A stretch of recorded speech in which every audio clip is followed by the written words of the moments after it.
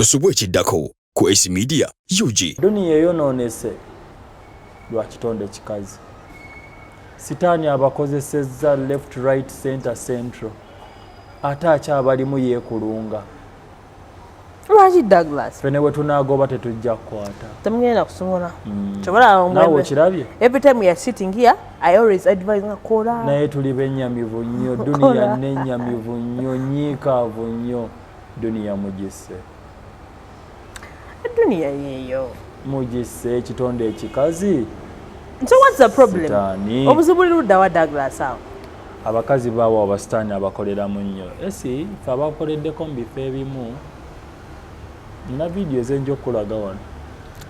Naye sigenda yeeyo bifo ebyo. Naye esi bw'otunuulira ekitonde ekikazi ogamba Duniya. Naye amaye lwaki ate olumu kale kibeera bwe kityo. Naye lwogera kwasanga olumu balina ka infect ako.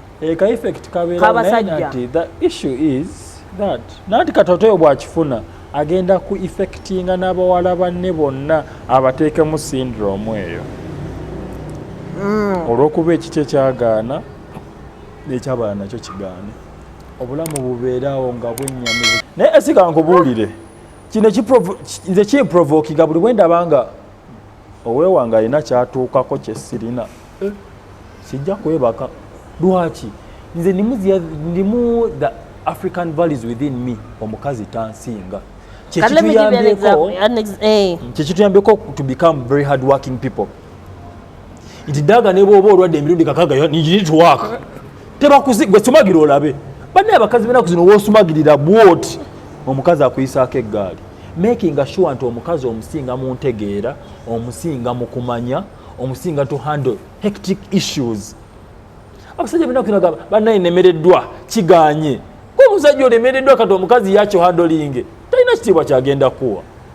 Oyina okumakinga okitegeera ng'akusinze n'okusinga kati oli musajja musiru yeyandaweeyo gy'olaba erimu ekituli gy'oyambala omukazi n'atagulira nandala n'akutunuulira kuba mwabaganda obbagulira kati boxers underwears mumwabimanyiira mumwagala simanya bintu bitegeerekekako biriwa bye mutegeerako by'otaakoleredde you get ate mwekamba wuli basajjamu waliwo kati abakazi ebintu batalina bakolera omukazi talina gula mmere wakanammwe esi tuluzinze ekitiibwa abakazi baddayo ne batunyumyako se naguze n'emmere waka nze nanze bannaayo togula mmere wange ate mufe enjala Daga omanyi ovaaserawo ng'akubuuliridde nti ofumira omusajja sente ziyinza obutakola sente ziyinza okubulaku kati bwe zibuzeeko omwami muyambeeko nanti kati n'abaami obuzibu discipline tebagirina omukazi bw'aba akuyambye leero kwata sente zozimuwe kuba kyekyo ekitonde ekisooka ekiteerabira ennaku gy'olabidde mu nsi kyekyo ekitonde ekisooka ekijjukiza buli kaseera ese ebitonde ebikazi kamba buli ekintu kimu era njagala mutunuulire wano mu kamera omukazi was made. A woman was made, a man was created. Pulira. Ebintu ebyo byanjawulo. Kituufu. Mu Luganda simanyi butabu nsobola kikola. Ekintu ekitonde n'ekintu ekikole byawukana. Abakazi bakole. Abasajja batonde. Ekintu ekikole kibaamu ne processes nyingi okusinga ekintu ekitonde. Lwaki abakazi bazibu kutegeera abakazi babuukako mangu nabo bennyini tebeetegeera bakole oba okitegeera kati awo gwe musajja gwe eddaawo osumagira osinike ebinnyo ekitonde kino ekikole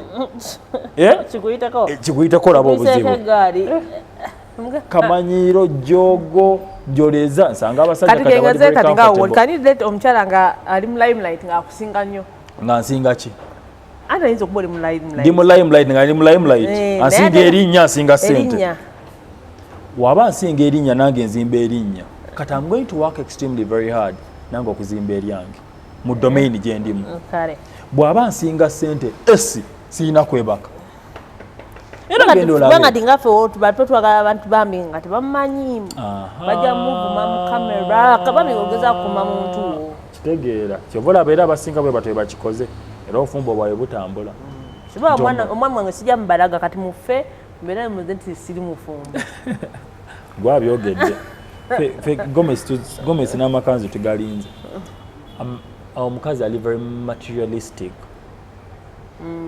materialistic kankitaminge bwenti kijje mu normal setting gye mukimanyiimu waliwo omuntu ali very materialistic mu bwongo waliwo omulaba kino kyagala kino kyagala kino kyagala kino kyagala kino kyagala nga yo obulamu bwe ayagala buli kimu akyagala tayagala muntu ayagala bintu bya muntu oyo ebiseera ebisinga ebingi bisuffocating entegeera ye era naffe abasajja awasinga mu material bwe tubafunidde ne tulyoka tubakalakata sompyo namwe ne mukitegeera ne zigwa n'olubege neno zammwe namba iko era watosaliddwa kankubulira ekintu kimu teri kintu kikyasinze kuluma mukazi nga kumukozesa n'omuleka waawo n'oba ali omuwasente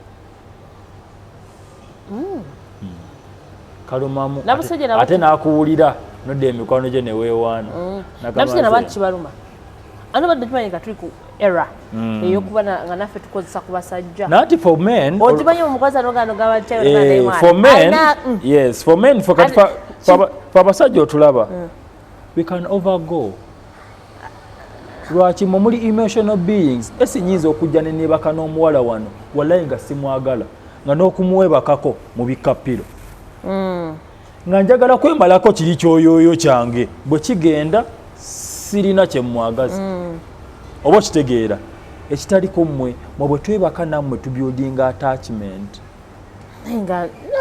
ng'oyinza okuba togijjukira naye kyova olaba obijjukira n'oli kasitayiro ke yakola n'otuuka ku ntikko okyakajjukira gweoyinza okuba tobijjukira but that is it kyova olaba abasajja kyangu nnyo okwerabira abakazi omusajja naye kimuluma kyova olaba abasajja n'omwogerako nti tamalako twanguyizibwa nnyo abasajja okwerabira abakazi be twebase nabo okusinga abakazi fe lwaki abasajja kituluma olabanga gwe obonza nnyo omupiira okitegeera naye me can move you can't move because it's like I'm imprinting nkuleka mu maaka buli musajja akuyingira gwe akuleka mu maaka ate agireka kyekimu nedda kyobola muvira mu nfunzi kyabajjukira gwe weegumye kola esi kyabajjukira namubiro waliwo omuntu gonsanga pozi noono namubiro nomwekanga pozi n'oyo kizibu ekikulimba ebintu ebyo abakazi wama mujja kunjulira no kati nza kugamba nze nange embeera ate twayiza omuze guno by the ngulaba nnyo bantu abantu beegomya naye nga bibalumira eri munda tubalabye okusaba mwenda gapostinga obuto obuyimba depression is killing me ngatandise okujjukira ebintu I have something that I've been abantu amulwa kwa tulina sense era erowooza nti okagundi ke nalaba recent abantu abamu balowooza nti when people are crying over depression they are only crying about love not love people are crying over many things family issues yes yes but then let me tell you something the biggest percentage trust me abamu but to other people it's not about love biggest percentage a biggest percentage do you agree according to my experience the thing is about relationships marriages nganze personally simanyi oba lwakuba sinala kuengaging nnyo into relationships not because nti waliwo ebintu byesimalako nnyo obudde bwange sigamba nti tezijje ziri naye nga siki waliwo ebintu nga ebiratate birimu bitumalako emirembe esawe nekintu ekyokumbeza nekimalako emirembe tumi embulaavu lwalira kakuzesi laavu tekumalangako mirembe no you have never fallen in love I've ever fallen in love naye kuweri stage naye kati wenatuuka kati love tekyasobola kumalako mirembe era nze mutu ogamba ngenze naye nga kale bye wiiki emu mba kumuzuuli azija ku tv yaye nga nkola ezikakubuulire kale zabitamalako emirembe sijja kulimba sente tekuba kwagala oba ogenze kuba kicuba nedda twagadde noyagala okusooka noyagala okubiri nomanyiira you get used ebyo bitambula she don't know so limited people are struggling over different things families aganye but they have been betrayed by their parents they have been betrayed by, as in they have been betrayed by other things. So kati abama balooza nti omuntu asobola okuddawo love abantu babakyawa dda simanyi gwe oba oli kuki abantu babakyawa dda so tekikola mawulire babakyawa. Okay, nothing really hurts. Anaba ku camera, I want you to give me this an ear. Teri kisintu kisinga kuluma nga kugwa mu relationship n'omuntu ng'obulamu bwe buli bwe buti. Kikyotegeeza esinga obulamu bwe bujjuddemu abantu abangi ababuleseemu print. Now this pure soul comes in. Oba okitegeera, the pure soul comes in ng'omuntu ng'omuntu bamulekamu biclot. Kati gwe n'oyingira mu muntu alina obusagwa mu ye, omuntu oyo bw'atakutta emotionally ayinza n'okutta physically. Ebiseera ebisinga aba ku comparinga ne bali babaddemu nti naawe ozze ogenda okukola bya Peter, Tom, Maaka bye bankola. Kyova olaba relationships z'ennaku zino kebe n'obufumbo buganye. Tulina abantu abalwadde, ogezaako mukuba kiisi nga nebyomukuba takyabiwulira ng'ajjukira by'oli akiteeka na ku minzaani Katonda taginkubye bulungi agikubye w'oli. Era nze Mukama yannyamba n'ofuna omuntu nedda. Mukama yannyamba bwe mba nnina omuntu omwoyo gwe nga gutambudde mpulira. Ekyo Mukama akyanje. When you enter into the power of meditation, it helps you to do that. No, kibaawo but bino ebintu bya relationship abantu bagadde gumu, ebiri, esatu. Me I always tell you, nakigambako ne Mike, not everything is for everyone. I know, but kati ebintu by'omukwano ebyo webiti wali abantu bambi nga bo kati ekyo tekikyakola nnyo mawulire. Tekikola mawulire ku ssaawa eyo. Wulira nga tekikyakola nnyo mawulire because you have loved. Buli kimu okirabye. Douglas akusuubiza kino. Douglas akodde kino. Kuna akodde kino. Byonna bikoze eki. So you come back, you know what? Kampereza abantu. Kakuwa small example. Let me kampereza abantu. Olaba abanakazadde abagenda mu ddwaliro ne bazaala abaana. Ku ssaawa eyo omwana aluma. Naye buli lubuto olwofuna n'ogenda n'ozaala omwana aluma differently. Into experience bagingamba naye sinagifunako. Thank you so much. Will be waiting. Hope ategedde ategedde. Kati nkubuulira wano. Kati kyo nakyo bwe kitobo kiri. Ebyala bizibu mu. Experiences izofuna. Omanyi kati muli balwadde. Mutoxifize n'abantu abandi badde abalamu kati bonna balwadde. Ne tulina ngo tuyita. Tebulina ngo bira naye baaba. Kati kati ffe tubangoyiza ensonga. Nze sizannya emizannyo. Nti nkubeezaawo. Nze bwe mba sikwagala period mba sikwagala. We just love this life. Kukola kudaka kwebaka kunyumirwa Douglas kukolera abantu. Naye abantu basiima. Abantu batusiima. Abantu batusiima abantu batusiimye nnyo n'okusinga be twali nabo mu laavu.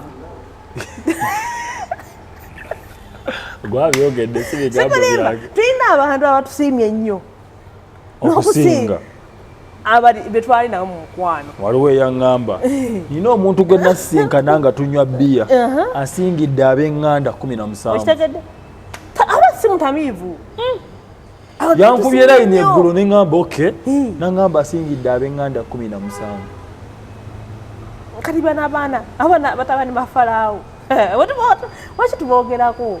Batabani ba Falaawo ate mutuwalanye bizibu naye tekyabasobola. Nze sobola kudiba. Nze n'obwewange akimanyi. Era birimu abyogerako naye. Daga ndibe ki? Sobola. Era wali omusajja agamba siina mukazi.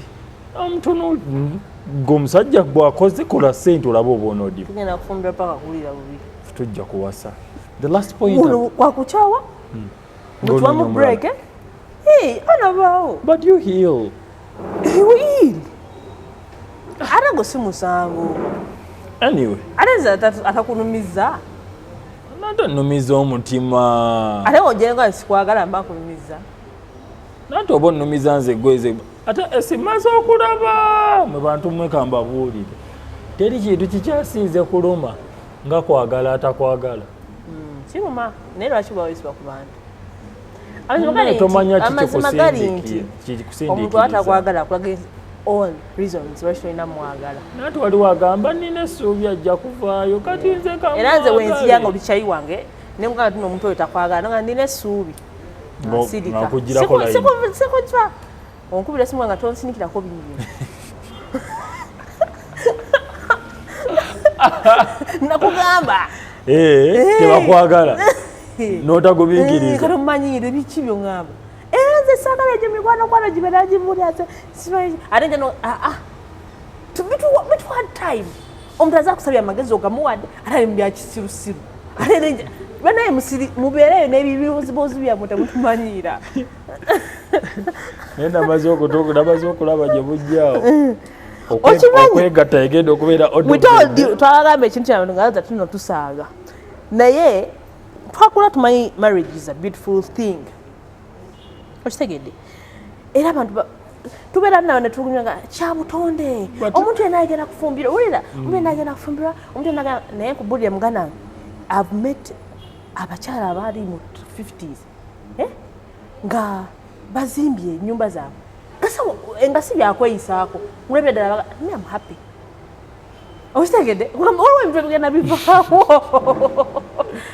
waliwo abantu kati nga sawo bali okay they used to being that single mwana amaze okulaba sitaani mungi naye gwe kyolina okumanya bino ebintu etwaliko mbu simanyi everyone should get married ebintu maze okwetegereza era abatulaba mu kamera sitaani muyitirivu emyaka 10 tetulinawo bufumbo kuba ndaba ate abulwanyisa emyaka 10 omuntu anaafumbirwa ajja kubanga ow'emyaka 5 amabega owafumbirwa maama okufuna obufumbo mu myaka 10 okuva kati ojja kuba weesiimye people used to being alone I don't know why osanga omukazi kati bakozi nnyo omukazi asobola okukola n'azimba n'agula n'omusajja bw'atyo n'ataka kuyingiza noeri kambeko statement gyenkugamba era bwe naliko eyo ku beach one day in Entebbe I take time and take myself out by the way fisa wefiirizeyo ku kadde oli ekyennyanja oyo omukazi gw'ogulira ekyennyanja oyo gw'olaba n'akira n'alyamu n'amaaso n'atalana the whole thing n'okuziika agenda kuba akuyambye ekintu kinnumanga ekyo ewali obuzibu nemba nzijasa mawuma taking you out anyone n'otuukayo n'osinikirako ebinyo n'otayammeerunaye sibesagala kulya nnyo apetaiti efudde nze nkirya gamba kimbe wano oba nnyoko nekitawo be bazinkoledde ojja kunjasamira amamwamamwa omanyi munnaye baddawo ne beemamaaza wemba nzikuse nga ntumya ka silver plate nate wange nkiza mu oven so esibadde ekyakugamba ensi eno eyonoonese lwa nsonga ejja bakazi ne banange otumanyidde n'okufunakufuna nenkatagga munnanga asobola ofumiitiriza asobola okukitegeera duniya eyonoonese lwa kitonde kikazi sitaani abakozesezza left right center central ate akyabalimu yeekulunga lwaki Douglas fene we tunaagoba tetujja kukwata temugenda kusobola nawe okirabye every time we are sitting here I always advise nga kola naye tuli bennyamivu nnyo duniya nennyamivu nnyo nyiikaavu nnyo duniya mugisse duniya yeeyo mugisse ekitonde ekikazi so what's the problem obuzibu buli ludda wa Douglas awo abakazi baawo abasitaani abakoleramu nnyo esi fe abakoleddeko mu bifo ebimu nina vidiyo ezenja okulaga wano naye sigenda yeeyo bifo ebyo naye esi bw'otunuulira ekitonde ekikazi ogamba duniya naye amaye lwaki ate olumu kale kibeera bwe kityo naye lwasanga olumu balina ka infect ako ka infect kabeera nati the issue is that nati katotoyo bw'akifuna agenda ku effectinga n'abawala banne bonna abateekemu syndrome eyo olw'okuba ekikye kyagaana n'ekyabala nakyo kigaane obulamu bubeerawo nga bwennyamivu kyova olaba abantu depression eyitiza Africa okufaako obufi kati mugume one time I used to tell you sometime but nga Douglas I used to tell people I used to advise people last of edda nga nakatandika nga mbeera mba advice ku love, but I came to realize love is something else.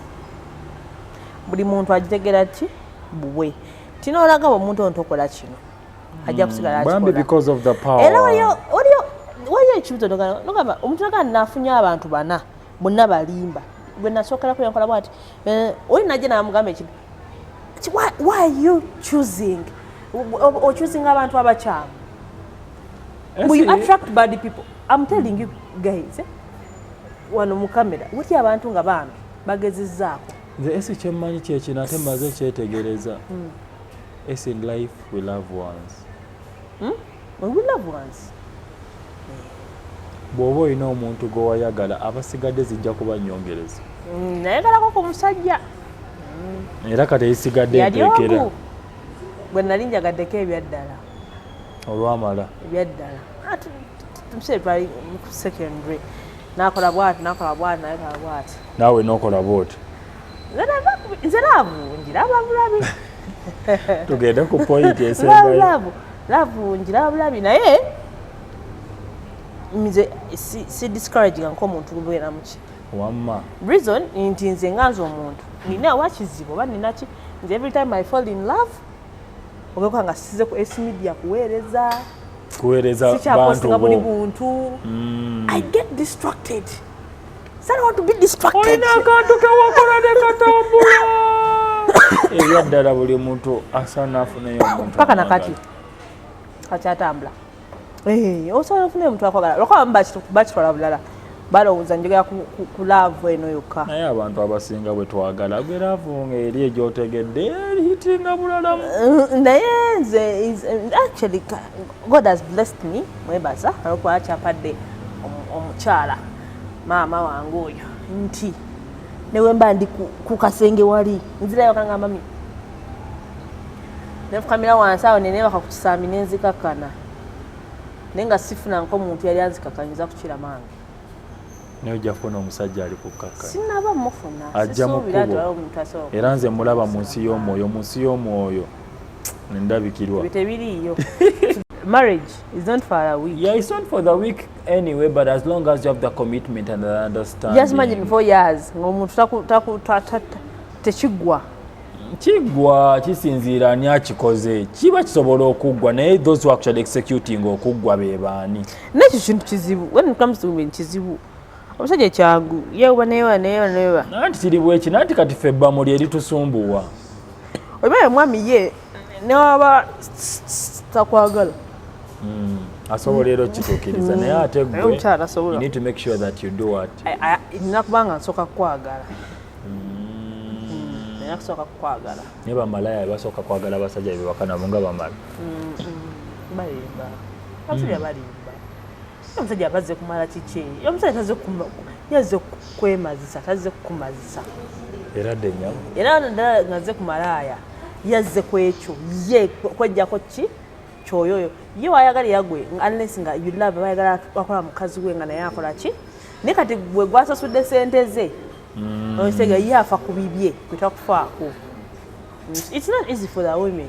Wale ebintu mwana byentunuulira ne ngamba daaga. Wakuza ku malaaya daaga. Ndeka munange omanye eddiini eno banamwe mwekambabuulire. Eddiini kintu kikulu mu mutima gw'omuntu. Yabagana ogulaba malaaya. Nabyo sobola kukola ne mwakafa nsonyi. Baneefuna omuntu ng'atya okuswala. Omuntu ataswala muntu mubi nnyo. Especially on both genders. Kaabe mukazi oba musajja. Ataliimu kiri banaawulira batya. Banaagamba ki? Akola ebintu byonna gafula nagalaale ye ng'agamba kaligweramu eyo. Ate be basinga obungi. Let me sleep with my friend's boyfriend. Yamanyi byanankola. Kyovula bamukaaba. Temukyatulaga basajja mutulagako njala. Nabirevu. Bana abaana b'ewala. Sajja twabula ate omusajja ayina ekirevu ayina engeri gy'awoomamu ayina engeri gy'atunulamu kuba bannange omusajja atalina kirevu nsuwa aji wange yali waddala omusajja atalina kirevu emoji anza aji wange byonna yali abina full package nga neeri full package. Waki wavaayo? Ani naye saakuya namba 4. Bonna era asobola obbakyawa. Nedda sebale aba musiru. Abakyali mu lukwagozi. Wama aje nkutumiddeko gy'oli nnyonnyo. Ajo yakuleka muno. Ojja kunkubirako tulabe. Naye nga muwa ekitiibwa ne kati we mmusanga mbuuza afukamidde. N'ensonga zaffe ziri omwazimalanga ng'ofukamira. Yanjirawo omubiri. Abaffe. Era omubiri gwo ddala. Yaguyirawo ddala. Naye kwemamaaza kuno nabutategeera. Nali ntegeera. Naye nze saakubeera namba 4. Namba 3 namba 4. Odagala obeeremu 2? Waliwo ebintu ebimu nga tebisoboka. Kati bw'obeeremu. Bw'obeeremu. Ate kati nali yali afuna namba emu ng'oba oli asinazaalibwa. Nazo tegeereje. Naye abasajja bakulu bamanyi omukwano. Bambi bamanyi omukwano kuba baba balina baguluddemu. Bamanyi omukwano. Kati ffe abaana abasinga omukwano. Naye obuzibu bujjira. Edda nako kati sikyabikola. Once I could date a married man, nali nja kwagala. Naye obuzibu bwajjanga wamu. Mukyala wategeere nti gyendi. Awo. Nkwegala nga mukwano nkubuulire. I need peace. Toyingirira amaka gaabwe. I don't. Naye bw'osanga nga bayawukana. Njagala ojagalireko. Bw'osanga nga bayawukana. Biri birala. Naye wano ng'omwami addayo obungi wa mukazi we, biki mukyala we oluusi n'akutegeera nti gy'oli. So that man, mukyala we yatuuka ku ssanga amanyi nti ki? Gy'oli. Nengamba tebigatta. Ng'otya asidi. Tebigatta. No, nze munange I'm a woman. Bino tubikolanga. Kitegeera oyinza ogwa omusajja omufuma oyinza okukwana. Okitegeera. N'omwagala oba okitegeera. Naye nga tekiriiyo. It's not right to love a married man. Tekirungi. Omwagala okimanyi not simu. Era byonna asobola bikuwa. Kati kambuuze ku sinaayo ya Susan Makulu oyogera ki? Oyogera ki? Kati bali bayawukana. Oba oliawo nange omusajja nga oyo nsobola omwagala nga amaze okuvaayo eri. Naye obuzibu bwe nnina. Ono addaddayo ono. Ono addaddayo kisobola. Oba okitegeera. Because some men abamu bakwagala kukubawo biraka. Balinamu obuzibu ne bakyala baabwe n'akwagala nnyo. Ate okitegeera kyekye. Ate ebisinga always men will choose their families. I know. Okitegeera. Kati mwe ababadde bayasamirira ebinnyo Susan Makula mu muveeko. Kuba namwe muli ku babba b'abannammwe. Men always choose their families. Kiba kibi nnyo Douglas. Tuli bakyala. Wawulira musawo luli. Nti ebiseera ebisinga tuba tukaabya abantu bane. But you're a woman. Ogenda okuzaala mwana w'enkya Katonda akuwa obulamu akugulira the same thing kyewakola gwantofaayo. You know what? Nze nja kwagala bbaawo. You know what? Kataasi Katonda akuyambe golemu kuloza ku bulumi obwo. Ozaale omwana wajja nga kaabira mami tujagadde. You see that thing? Kumbe the footprints are in near the other side. Bino bintu byogera but people think tebiriyo. Naye we always pay for our mistakes. Needs of that, but my kids will or my grandkids. So if I care about my kids, it's not right to love a right man. It's not right to date a married man. Most especially nga muina rango zezo linako nakubira okitega gwe no abakyala bano balina engeri baagala okulumyamu bali abakyala okitega nti nzenzize nze kiri kirina bongo bwange sigamba nti neegeroza no mu kamera nti I'm not different. Siri wa kitalo nnyo. Oli omukyala yamufuna nga wakabi nnyo oba oli awo nga nange wendi wakabi essaawa zino. But after giving birth of 3 or 2 kids, I'm off. Waliwo omulala agenda okujja. Oli bye yakaba nange bye njokaba n'omulala bye njaka. These men. Tebana njagala nnyo kibayimba kaya kalimba. Men.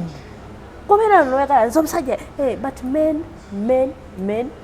Are still so oba okabya omukyala muno. So I can date a married man, but once I find out in the you run. Misinde. Misinde sana kwenda nga mwana sija kudamu. Amazima gali nti otia. Sija kudamu. Zenje bintu. Wao yangambwe dogoteririyo wao seka gutwawulidde jukira seka yajogedda mbwe dogoteririyo. Omwana ajja kulo gonoonyo omwana akubule. andagamba mbwe eddogo abalikkiririza wamaba baby girl point another one omusajja gwotomanyi famire yadde kirala okimanyi abaana abawala bazadde mu basajja nga tebamanyi famire tamanyi na mwami mulimu gwakola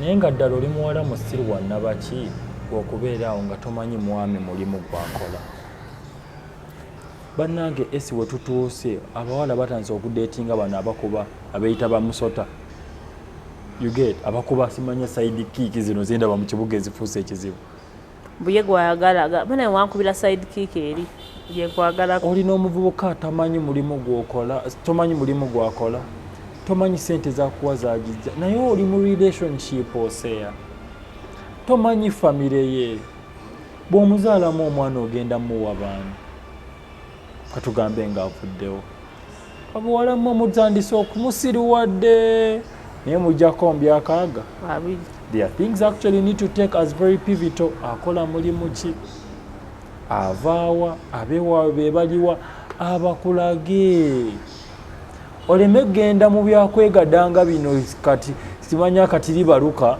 ofune omwana nga tera esi akunyamiza sitoola omukazi gwe nasanga emulagaawo n'afiiriddwa omwana mu ngalo naye nga tamanyi bwaba wa musajja nebintu wetubyogeraku amu balowooza wetugamba abantu you know what kale omwami ayinza okuba tannafuna sente zanjula nalisi ezikyala zibaawo ate n'okukyala kuno manya abooluganda bw'omukazi nga bataano teekawo communication ogenda kufiirwa omukyala w'omusajja waliwo ekintu ekyefumiitiriza ti omuntu gwe neebase nembulire bwanfaako essaawa zino ne mwana ontiisizaamu ate gwe njagala ofumiitirizeemu essaawa zino ti omuntu oyo bwakufiirako mu buliri akubaddeko akuli munda afiiridde munda nga pressure zimukubye oba entunnunsi omutima katuno wano twalalalwadde emitima bwenkufiiramu munda ensimbu ebyo abantu balwaladde ensimbu okitegeera nezimukuba n'akutuka ani gwosooka okubira nigwomanyi ewaabwe okitegeera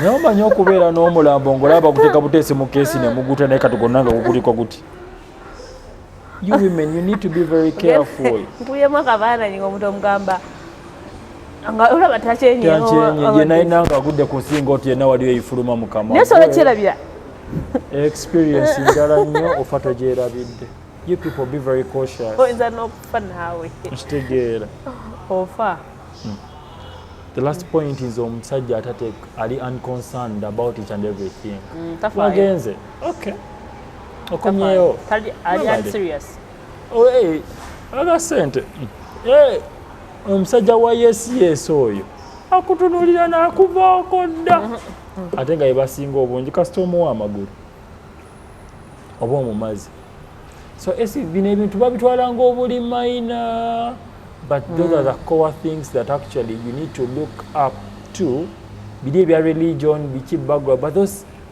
extics omuntu ozimulawo nomanya nti katono omuntu muyombi nze siri muyombi sigenda kumalako njagala nnyo okubeera mirembe gyange nsome novels zange katade gojje owange ondekanire I don't entertain noise naye nze ofuluma I don't entertain noise lero nkyalirako ewange n'oyomba kale that's where the challenge comes in but let me tell you something if you're not ready for marriage don't marry leave marriage nange kino nkisembyayo bambi obanga ojja ewaka ewange ngambako tyamkaming tugenda basibira ebweru ate kambabuulire tugenda balingizako tuti mukadirisa twasibire ebweru mwena abalabye kano bonabona bano waliwo kati abalabye kanula mulwadde sente musindikire esajja zinsindikira naye bano tugenda basibira ebweru muwulye tv nga zoogera muddeyo gyemuva please inform us when you're Wembeera coming to sinungi. visit us. Ogenda kudda ku migaati gyange gyenguzi ogiddeko gikatiikeko egirye. Yes. Nga neewe You don't prestige want to come at my tomugula. home. You don't come. Osange nga nfumbye ennyama yange. Ate bateeba bannange lw'ofumbye akalungi. Okitegeera? Ofumbye omelettes zo bulungi. Please let us know nti you're coming. So that we prepare for you. Oba tubawe excusing obudde bukyali. Temutusinikira sinikirako binyembeera sinungi. Nze si surprising abantu. Economy si nnungi. So don't surprise me. Kitegedde. Naye nga tubaagala nnyo baddiya bamikwano ba sweetheart naye nga twongera bagamba nti events. Akantu ako let me be the managing director of that section kuba nakagadde. Events bana mujje mutuwagire tukuba ebifaananyi tukola videos ez'abayimbi live streaming byonna as long as it's camera work. Mwesige ffe byonna tugenda bikola ina omukolo gwo ina birthday party yo ina biki kukyala kwanjula byonna tugenda kujja tukubirako ku 0701542372 tujja kuteesa ku bbeeyi tetuseera nnyo naye ng'era tuseeramu. Photoshoot ya makeup. Photoshoot ojja kujja mu office turabe. But though we love you so much. Mwebale twagala mukwano. Tubadde ne Douglas Kesega wamuladdemu mu Kosefuko naye era leero akubidde ddala ku mutwe. Sibaye bamwendudde. Kyojje nakola luli bankolimira kwe kulwala kuno. Nakubanya abantu naye kasita muli bulungi. Abagala akatunda mu kasindike. Kajje naye nga ojja kutereera. Ojja kutereera naye omutima gwina issues and I'll be fine. Pressure enkedde obudde bukyali. Banamuka pressure. Twali tumanya banne balina okuba ne pressure naye mba sina pressure nga gwolina pressure. Mwongedde okuntiisa. Ebirowoozo bye tuba nabyo bingi. No, by the way, you don't have to overthink. By the way, I'm teaching myself that because I really overthink. Ekintu n'olaba esi neeyagala ennyo bwinti. Sigamba nti nina nnyo. Newe emirembe. First of all, I always tell myself, ebintu bye sisobola controllinga, it's none of my business.